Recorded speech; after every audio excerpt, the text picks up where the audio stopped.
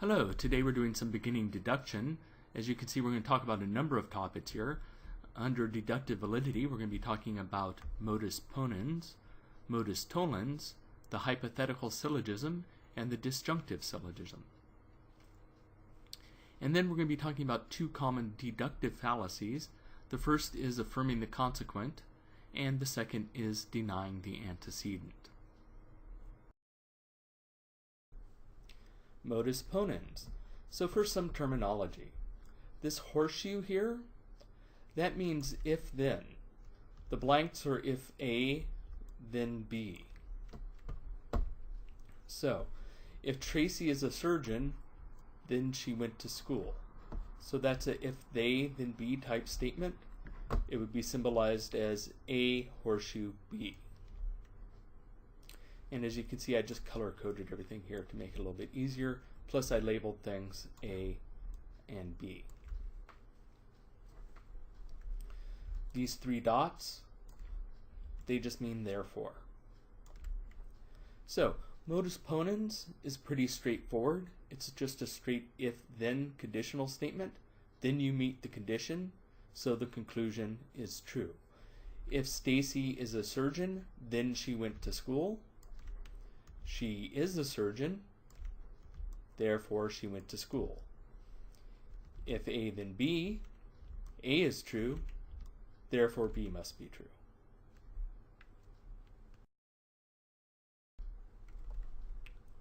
Modus tollens. For this one we need to add one new piece of symbology here.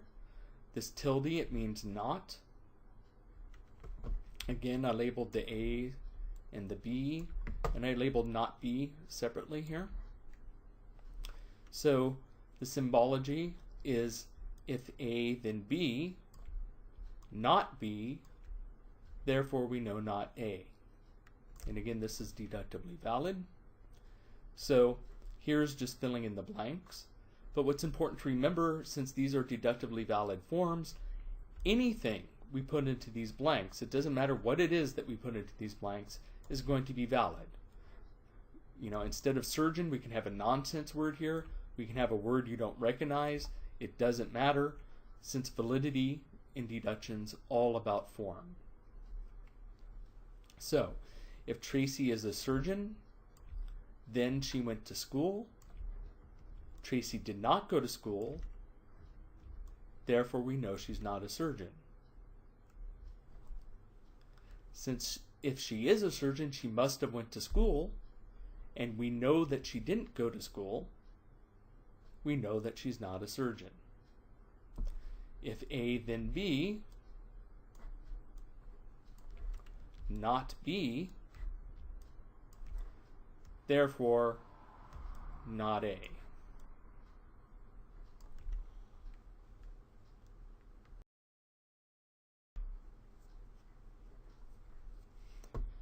Okay, the hypothetical syllogism. No new terminology here. We're still using the same terminology. This time we're going to have C as well as A and B. So we're using an additional color here. It basically goes if A then B, if B then C, therefore if A then C. And again, it doesn't matter what you put in for A, B, and C. So if Rita gets a raise, then she will buy a house. If she buys a house, then she will go into debt. Therefore, if Rita gets a raise, she will go into debt. Deductively valid. If A is true, then B is true. If B is true, then C is true. Therefore, if A is true, then C is true.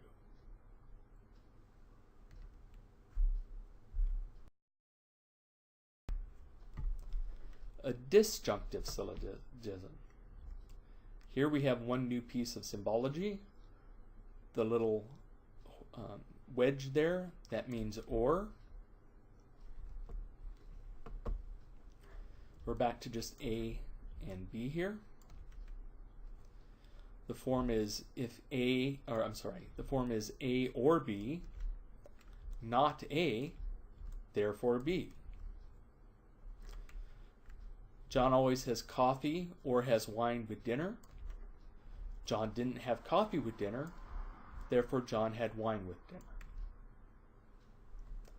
Since we know either A or B is true, and we know A is not true, that only leaves B to be true. And again, it doesn't matter what is being put in these blanks, it's a valid form.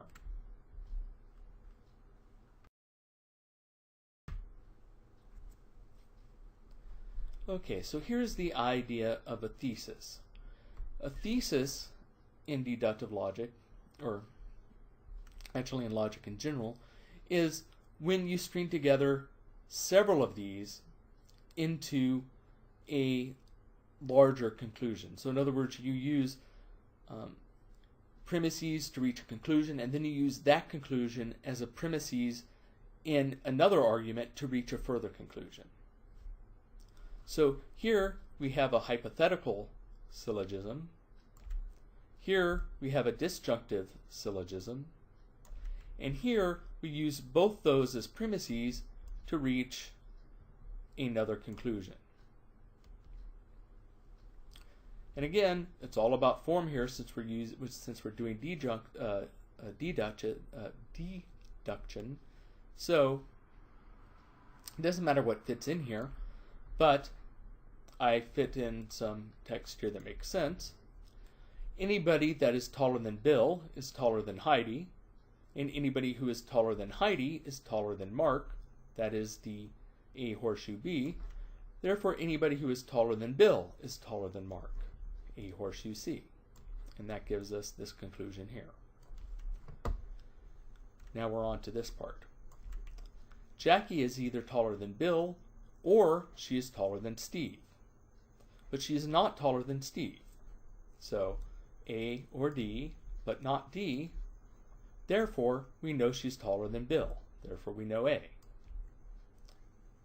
Now we take these two premises. Since we know that she is taller than Bill, and since anybody who is taller than Bill is taller than Mark, these two premises, we know that Jackie is taller than Mark. That's our conclusion.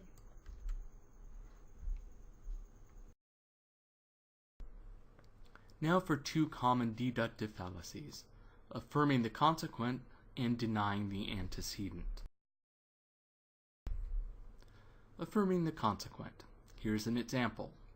If Sally eats a bunch of candy at lunch, she will spoil her appetite for dinner. Sally had spoiled her appetite for dinner, therefore she ate a bunch of candy at lunch. Remember, this is a fallacy, so it's not correct. Here is the form. If Sally eats a bunch of candy for lunch again, she will spoil her appetite for dinner.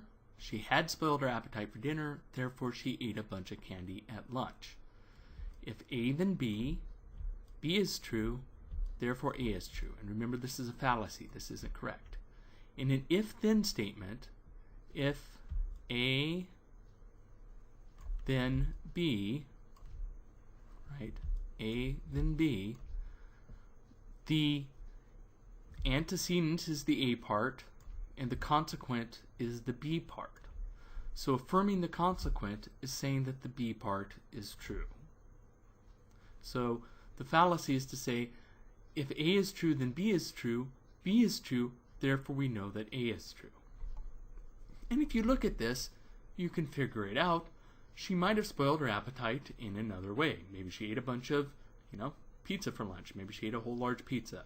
Or maybe she ate a bunch of ice cream instead of a bunch of candy. Or maybe she did any number of other things. By the way, if you hear a cricket in the background, I'm sorry.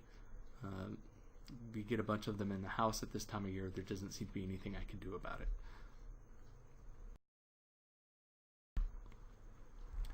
Okay. So affirming the consequent is sometimes tricky because it looks like modus ponens. But remember, here is modus ponens. If A then B, then the antecedent is true, so the consequent is true. If A then B, A, therefore B. But this one, the fallacy says, if A then B, B, therefore A. it gets it exactly backwards. So if we wanted to make it not a fallacy, we would have to say something like, if Sally eats a bunch of candy at lunch, she will spoil her appetite for dinner. Sally did eat a bunch of candy at lunch, therefore she spoiled her appetite for dinner. Makes a lot more sense that way. Alright, denying the antecedent. If Akane shows up late, she will not get the promotion. She didn't show up late to the interview, so we can conclude that Akane got the promotion. Remember, again, this is a fallacy.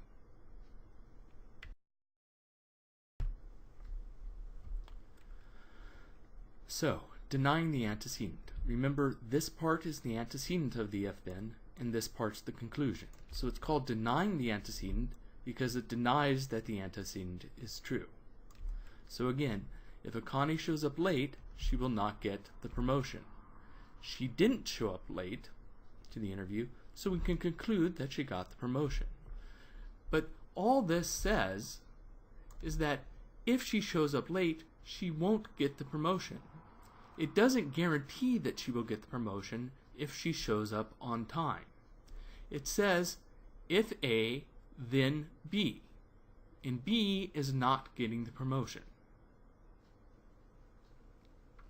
So, the mere fact that she showed up on time, not A, not being late, doesn't mean that she will get the promotion, not B, not failing to get the promotion.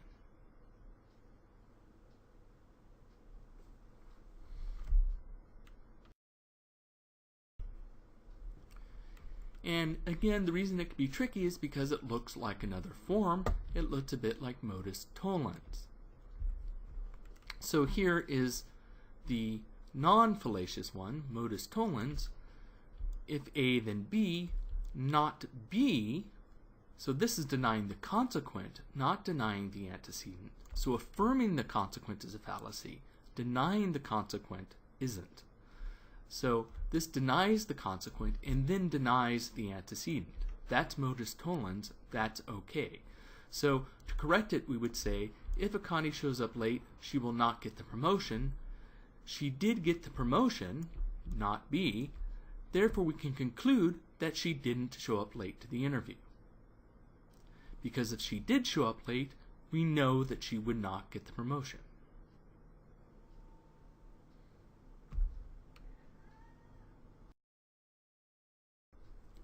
Well, that wraps up this presentation. If you're in one of my courses that's using a textbook or is using a page that has exercises on it, make sure to try some of them until you get the hang of this and you can identify some of these forms. And I'll talk to you in the next presentation.